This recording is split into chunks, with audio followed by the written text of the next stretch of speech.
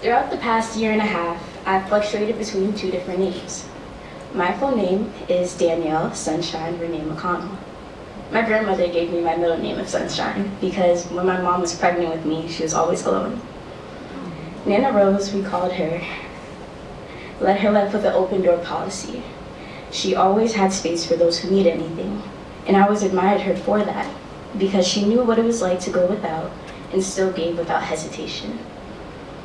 As I started entering my womanhood, I kept pondering the question, what kind of woman do I want to be? I've always loved meaningful community work. I've worked in nonprofits my entire life. It's like they found me. I've been a muralist, a gardener, a camp counselor, etc. It didn't really matter. What mattered to me was the community I held. Being around people who made teamwork feel like a superpower when they came together made that work worth it for me.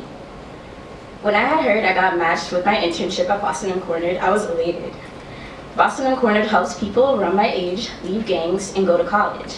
I was really excited because I felt like I'd be some use to them as their social media intern, but I'd also be lying just if I said I was not intimidated. I come from a privileged background. I have two parents. I went to private school my whole life, and they funded whatever extracurricular activities I wanted. I didn't grow up seeking family from the streets because I was lucky where I was born, and that privilege eventually began to feel like a burden.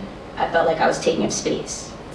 What could I even begin to offer? Am I even supposed to be here? Why am I here?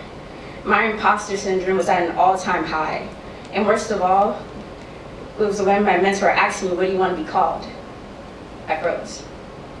Do I tell her to call me a name I don't necessarily relate to, or do I risk the weird facial expression when I tell her what I do want to be called? But then I thought about my grandmother, who had also changed her name from Rosalou to Rose. Reluctantly, I asked her to call me son, and her response was, thank you for allowing us to call you that, and it matches your makeup.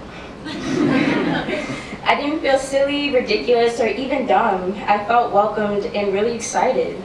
Every time I walked into the building, I was greeted by my coworker asking me, how are you doing, son? How was your day? How was your evening? There was so much love that existed in that environment because so many of my coworkers know what it's like to not be seen or even want to be known. Less than a week after I started, my mentor looks at me and says, we have our annual milestone event and I want you to be there. Patriots captain Devin McCourty, Governor Baker, and the urban planner for Boston will be there, amongst the rest of our shareholders. I thought I was gonna shit myself. The thoughts crept back. What if I'm taking up space? Am I even equipped to be around these important people? A recurring phrase my Nana repeated to me growing up crept into the back of my mind. You have to be true to yourself, because at the end of the day, you're all that you have. Holding that near to my heart, as I was getting ready that afternoon, I wore my colorful eyeshadow, I wore my 36-inch locks down, and I practiced saying my name in the mirror. I deserved to be there as much as anyone else in the room, and for the ones that weren't in the room, it was my time to make space for them. Each person, from the governor to the Patriots captain that I got a selfie with, to the shareholders, I was able to look them in their eyes and tell them who I was. When I finally found my footing, or at least felt like I had, my entire world fell apart. After a wonderful weekend with my family, I came back to the apartment to 5 missed calls from my cousin. When I called him back, his words really shook me to my core. Hugh got shot. There are people saying RIP on her Facebook page. And shortly after that, my brother called me and said, she's gone. Our sister is gone. As tears fell from my eyes silently, I couldn't help but think, why was she in the wrong place at the wrong time?